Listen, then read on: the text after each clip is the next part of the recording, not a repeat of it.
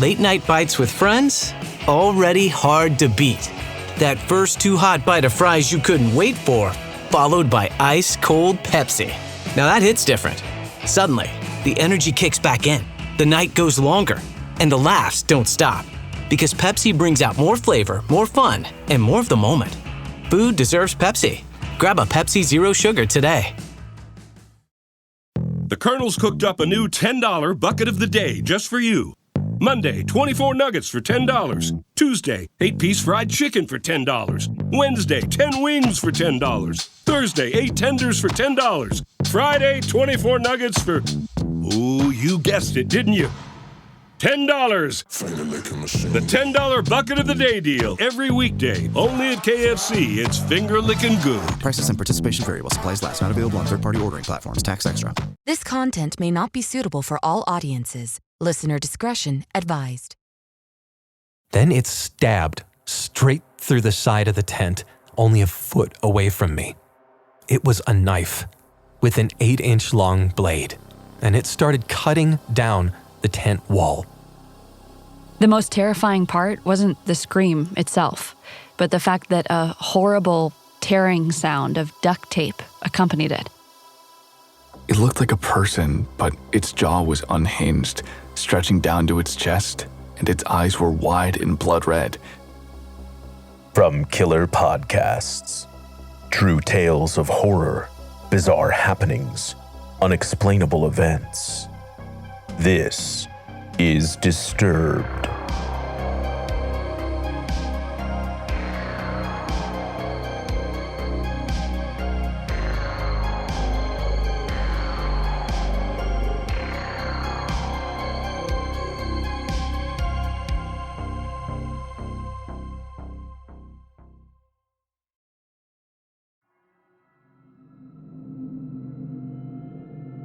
Hello, and welcome back to the show. 1, 2, the footsteps are coming for you. Narrated by David Elder from Turbulent External 87. Sit back, listen closely, and dive into the horror.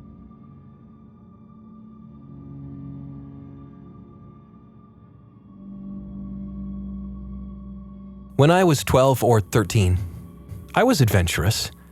So was my family. All 5 of us decided it would be great to go tent camping. I don't remember the exact location of this campground, but it was somewhere in West Tennessee near the Kentucky border. That's where all of this happened. We arrived late in the day because my dad had to go to work first.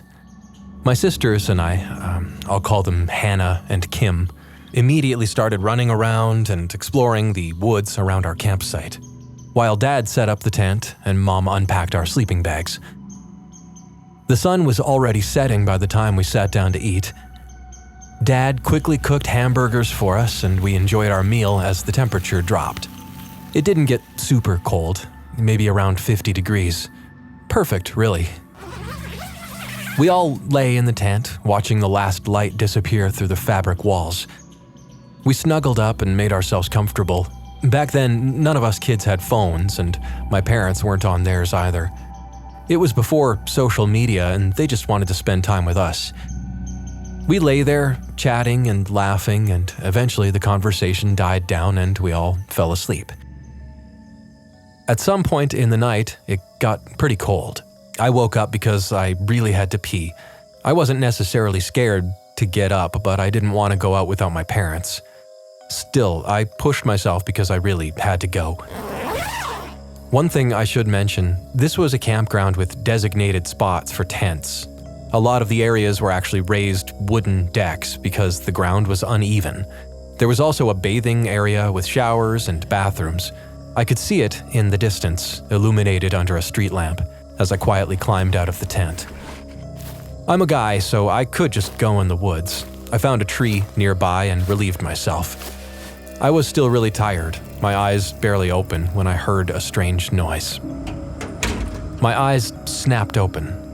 I looked around toward the sound and I saw a tall, shadowy figure standing next to the bathrooms. It startled me at first, but I reasoned that if I had to pee, someone else probably did too. As I finished and walked back toward the tent, I noticed the guy was just standing there.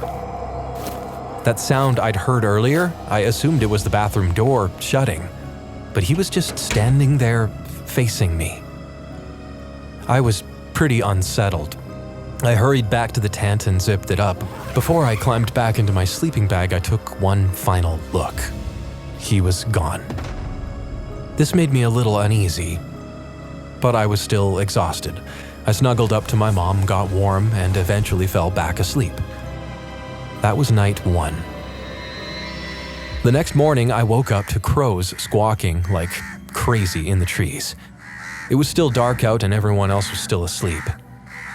I just laid there, listening to all the noise the crows were making, waiting for everyone else to get up.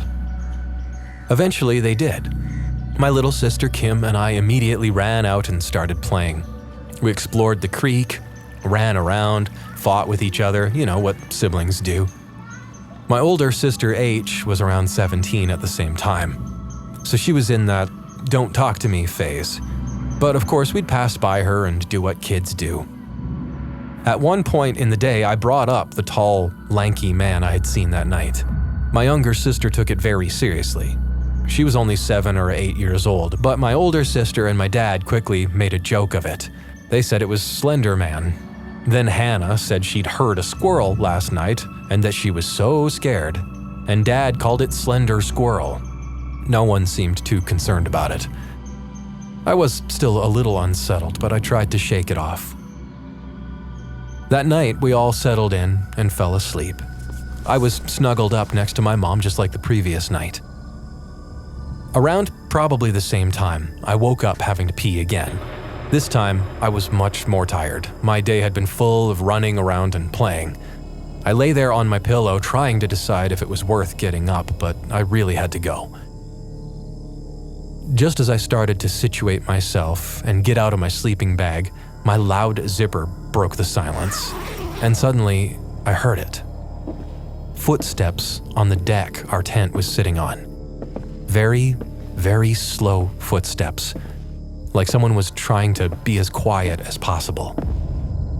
I could feel the vibrations through the wood we were laying on.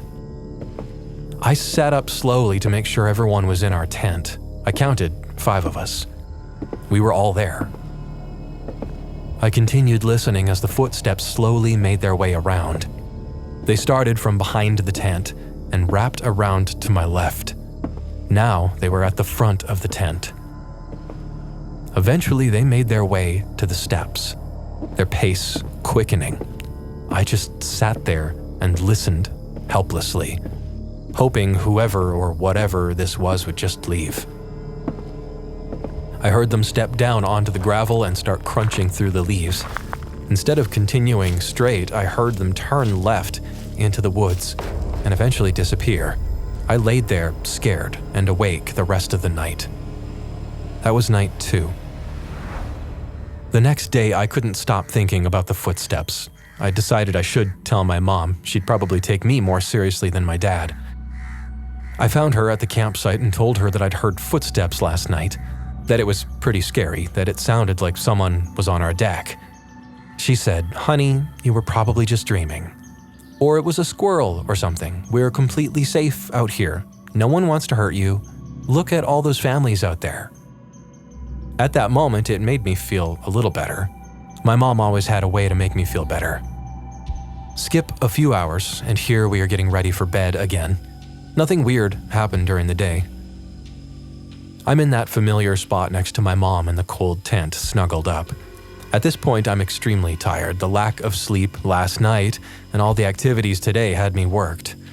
I was ready to sleep.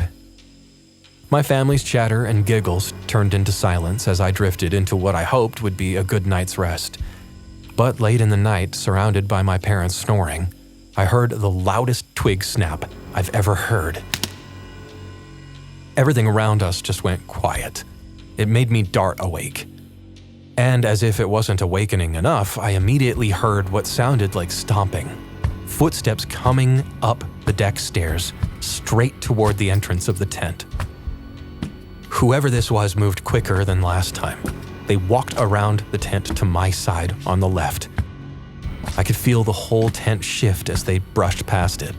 I could literally hear and feel their body touching the thin wall between us. I was freaking out.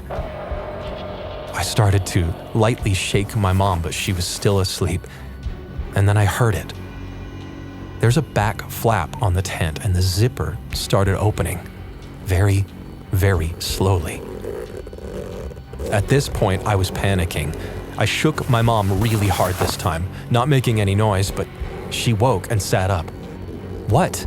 What's happening? She said. The zipper stopped just like that. No more noise came from outside. Mom, there's someone outside the tent, I whispered. They're trying to get in.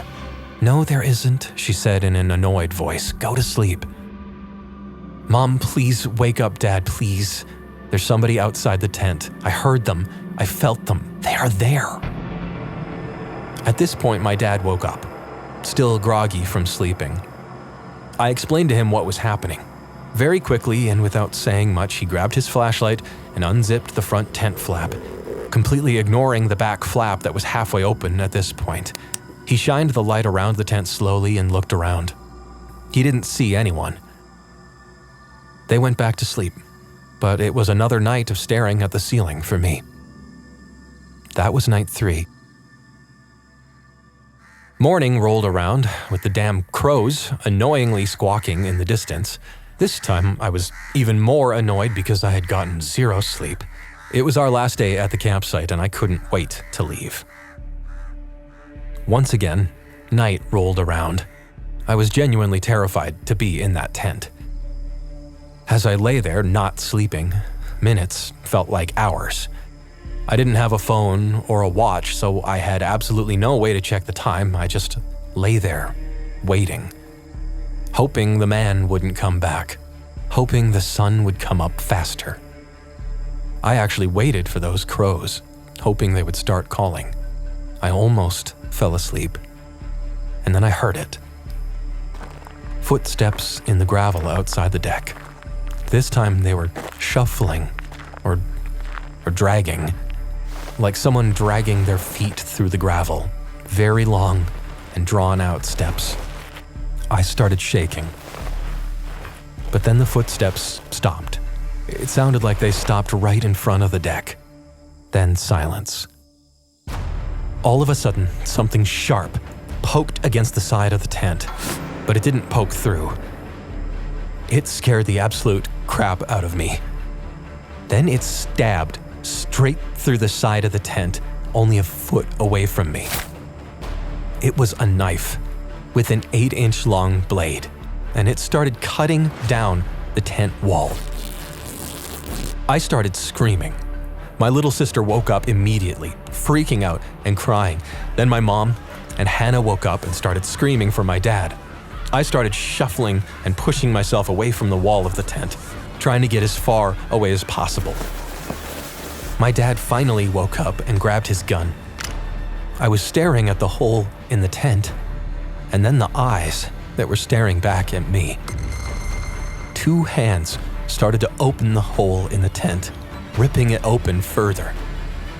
Then I saw his face, a white, pale, wrinkled, disgusting face with a scrawny white beard and yellow eyes with crooked teeth, smiling at me.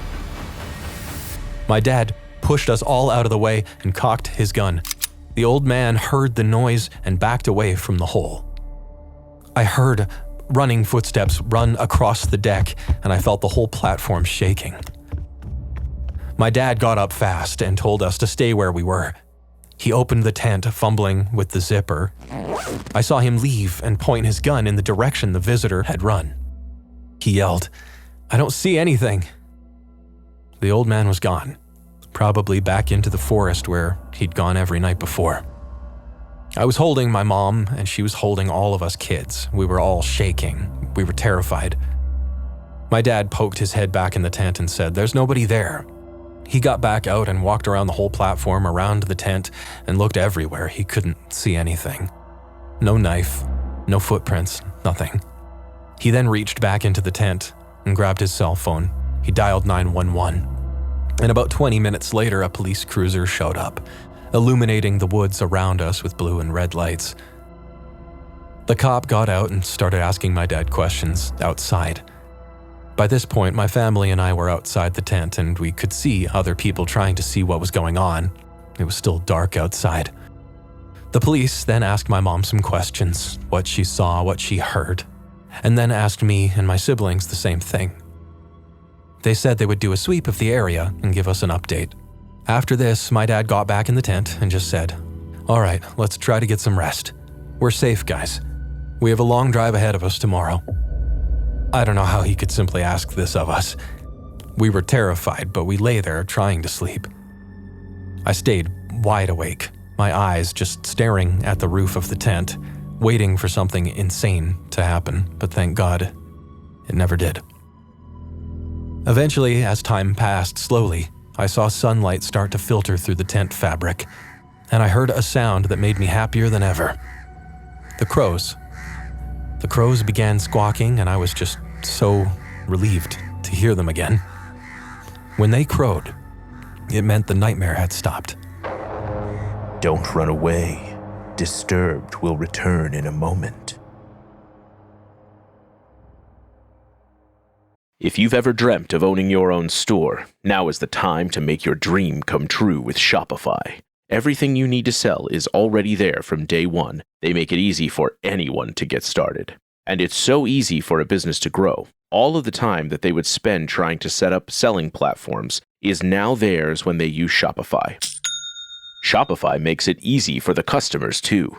I saved my credit card info, and yours too, for fast and easy checkout. All I have to do is click the purple button and I'm good to go.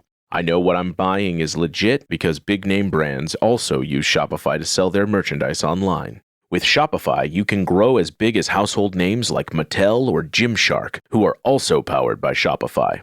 With Shopify, nothing stands between your idea and a real business. So bring your ideas to life with Shopify. I'll be watching. Start your free trial at shopify.com/disturbed. Start your free trial at shopify.com/disturbed.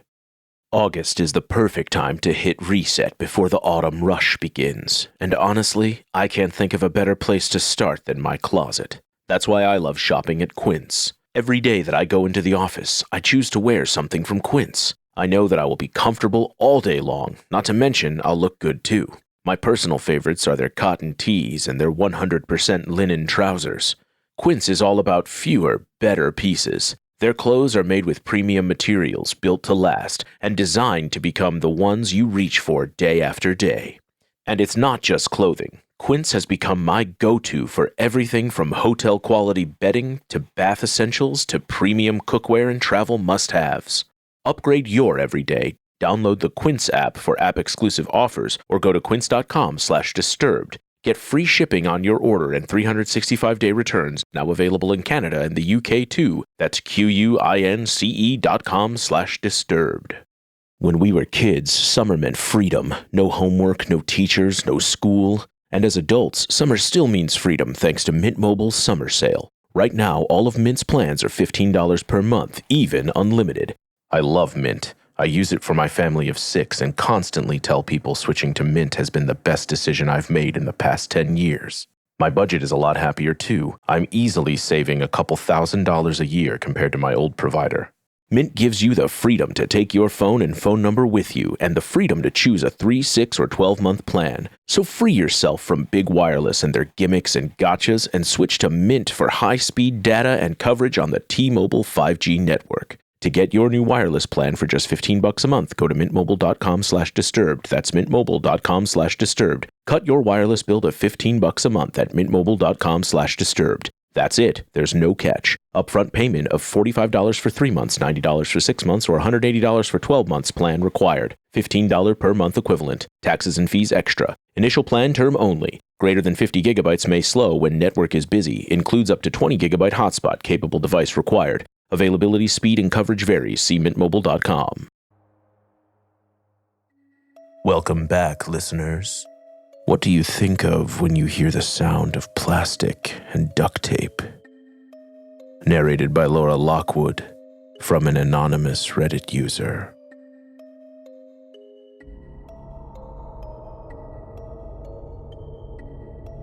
This happened in the spring of 2023 in Grenoble, a French city that's known for its crime and drug-related gang violence. One evening, I had plans to meet a friend at a downtown bar. I parked in a large, free parking lot located at the entrance of the city. From there, I could walk almost anywhere I wanted to go.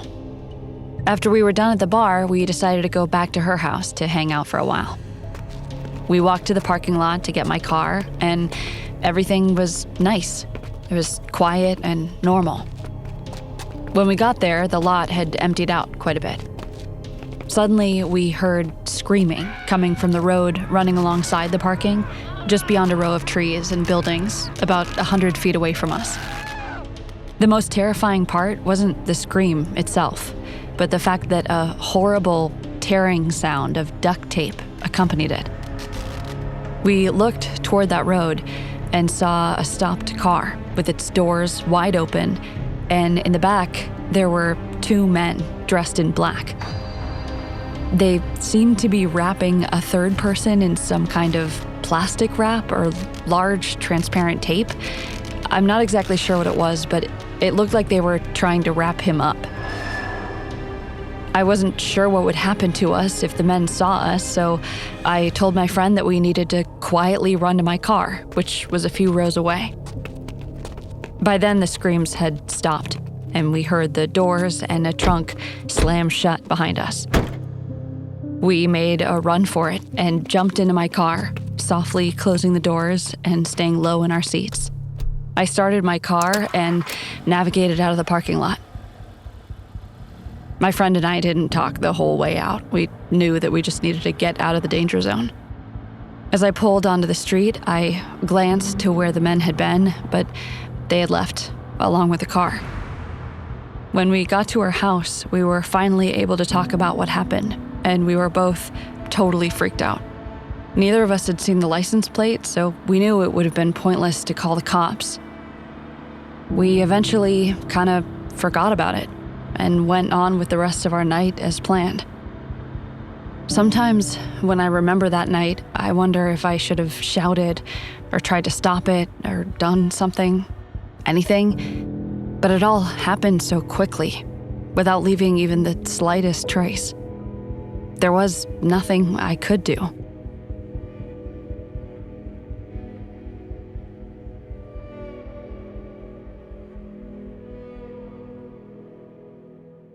In our next story, it's not always a good idea to get a roommate. Narrated by Dacey Else from Reddit user HealthyCrew9310.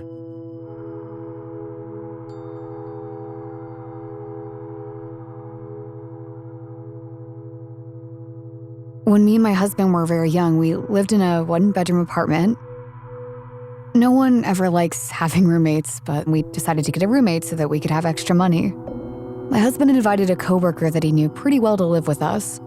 Since it was a one-bedroom, he had to stay in the living room, and we had the bedroom. I didn't know him, but being so young, I was 18 at the time, I figured it would be fine. After a few months of living with this man, I was starting to regret that decision. It seemed like a random coincidence at first, but shortly after he moved in, I kept having a hard time sleeping. It always felt like someone was watching us sleep, like there were eyes everywhere in our bedroom. This went on for months, and it wasn't stopping. In fact, it was getting worse. I felt like I was also being watched when I was taking a shower or when I was in the kitchen, when I thought I was home alone. I talked to my husband about it, and he didn't seem to feel the same way I did and thought that I was being paranoid. I couldn't take it anymore, though. I started to place a blanket in front of the bedroom door before going to bed. That way, I would know if someone opened the door while we were asleep. The first few nights, the blanket would get moved, but I thought maybe my husband went to the bathroom during the night or something. But then, one night, I woke up randomly due to that creepy feeling. and I saw our roommate quickly move away from the bedroom door, shutting it quietly behind him. I sat up, completely freaked out, a million thoughts running through my head like, how long had he been watching us? What was he trying to see? And most of all, why? I tried to wake my husband up, but he was sound asleep. Then our roommate came back and walked into my room. He must have known that I saw him leave moments before. I was really scared. I didn't know what he was gonna do. I tried to wake my husband up again. He came towards the bed. He was saying nonsensical words and acting like he was sleepwalking or something. I yelled at him to leave, but he kept coming towards me. I kept repeating that he needed to leave my room and go to bed. He eventually left. The next morning, I told my husband what happened, and he couldn't believe it. Needless to say, we made him move out a few days later. I wish I could say that I was immediately able to feel comfortable in my own apartment again after that, but it took a few weeks until I could finally sleep again. We'll be right back. August is the perfect time to hit reset before the autumn rush begins, and honestly, I can't think of a better place to start than my closet. That's why I love shopping at Quince. Every day that I go into the office, I choose to wear something from Quince. I know that I will be comfortable all day long, not to mention I'll look good too. My personal favorites are their cotton tees and their 100% linen trousers. Quince is all about fewer, better pieces. Their clothes are made with premium materials built to last and designed to become the ones you reach for day after day. And it's not just clothing. Quince has become my go-to for everything from hotel-quality bedding to bath essentials to premium cookware and travel must-haves. Upgrade your everyday. Download the Quince app for app-exclusive offers or go to quince.com/disturbed. Get free shipping on your order and 365-day returns, now available in Canada and the UK too. That's QUINCE.com/disturbed. When we were kids, summer meant freedom. No homework, no teachers, no school. And as adults, summer still means freedom thanks to Mint Mobile's summer sale. Right now, all of Mint's plans are $15 per month, even unlimited. I love Mint. I use it for my family of 6 and constantly tell people switching to Mint has been the best decision I've made in the past 10 years. My budget is a lot happier too. I'm easily saving a couple $1,000s a year compared to my old provider. Mint gives you the freedom to take your phone and phone number with you and the freedom to choose a 3, 6, or 12-month plan. So free yourself from big wireless and their gimmicks and gotchas and switch to Mint for high-speed data and coverage on the T-Mobile 5G network. To get your new wireless plan for just $15 a month, go to mintmobile.com/disturbed. That's mintmobile.com/disturbed. Cut your wireless bill to $15 a month at mintmobile.com/disturbed. That's it. There's no catch. Upfront payment of $45 for 3 months, $90 for 6 months, or $180 for 12 months plan required. $15 per month equivalent. Taxes and fees extra. Initial plan term only. Greater than 50 gigabytes may slow when network is busy. Includes up to 20 gigabyte hotspot capable device required. Availability, speed, and coverage varies. See mintmobile.com. Welcome back to the show. What happens in Vegas stays in Vegas. New Mexico. Narrated by Bodhi Crowe. From Reddit user to Riffo.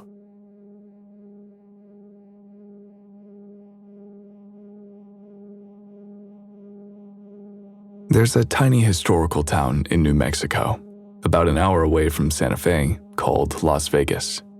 Not to be mistaken with Las Vegas, Nevada.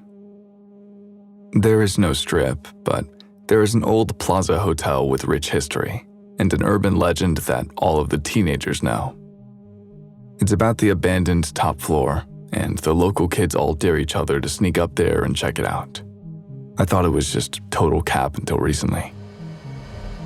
The plaza had been around since the late 1800s. The lower 3 floors are still open and fully functioning, looking all fancy and vintage. But the 4th floor has been completely walled off and abandoned for decades because of quote-unquote structural issues. The local legend is that way back in the day, a guy went crazy up there and locked himself in his room on the 4th floor with his dog. Supposedly, they both starved to death. And now, if you stand outside the hotel at exactly 3:15 a.m., you can hear a dog scratching and barking at the bricked-up windows, trying to get out. My boy Marcus and I decided to go visit Vegas, New Mexico, specifically for the Plaza Hotel. We got a room that happened to be on the 3rd floor and went out for a night on the town. We hit up the local spots, totally vibing, having a good time, and got back to the hotel super late. Keep in mind, neither of us were thinking about the legend right then. We went out to the courtyard to smoke a cigarette. The courtyard was on the ground floor in the middle of the hotel, with views from every floor, even the infamous 4th floor. We had the whole place to ourselves, which was kind of nice. We were just chilling, smoking, shooting the shit, when suddenly the air turned ice cold.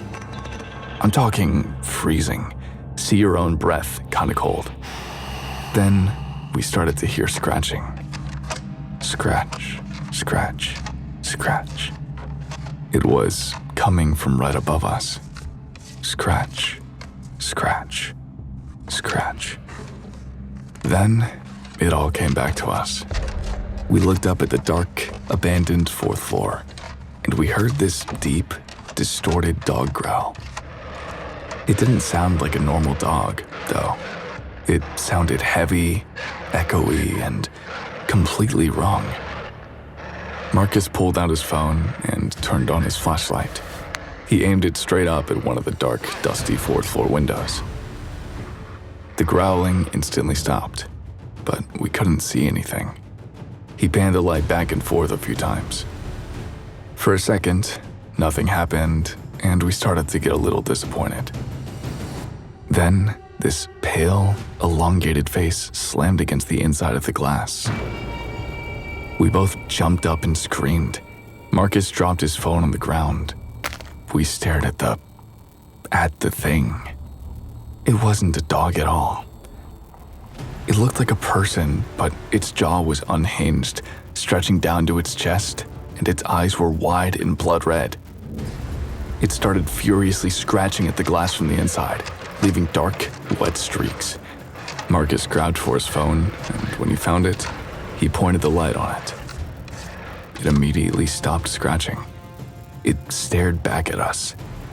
Time stood still. It felt like hours passed, but it was only seconds. Then it slammed and pressed its deformed face against the glass, stared directly down at Marcus, and in a perfect, creepy imitation of a human voice, it yelled, "Turn that light off!" We dropped our stuff and sprinted back inside to our room on the 3rd floor. We locked the door and shoved a chair under the handle, but it followed us back to our room. We stayed awake that night listening to the sound of claws scratching against our door, our ceiling, our walls.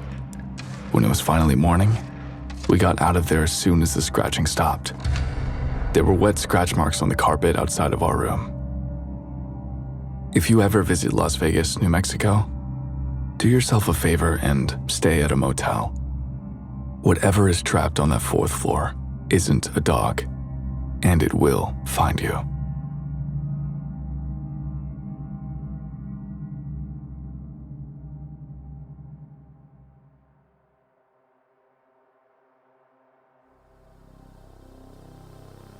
New episodes of Disturbed drop every Thursday. If you love the show, consider becoming a member to access early and ad-free episodes. There you can also access our exclusive monthly series, A Night by the Campfire, where we share the scariest stories we can find from professional authors. A few episodes have been released here for free, so scroll down and listen. I'm your host, Doug Bailey, and this has been Disturbed. If you have a story you'd like to share, email us at mystory@disturbedpodcast.com or post on our subreddit, r/disturbedpodcast. If you enjoyed the show, consider subscribing and leaving a review. Disturbed is a production of Killer Podcasts and part of the Evergreen Network. For more true crime and paranormal shows, visit killerpodcasts.com. Our producer is Declan Roars. Audio engineering by Nathan Corson, Sean Rule Hoffman, and Will Pritz. Music by Epidemic Sound and by Carl Casey at White Bat Audio. Bridget Coyne is our executive producer. Until next time, stay safe out there.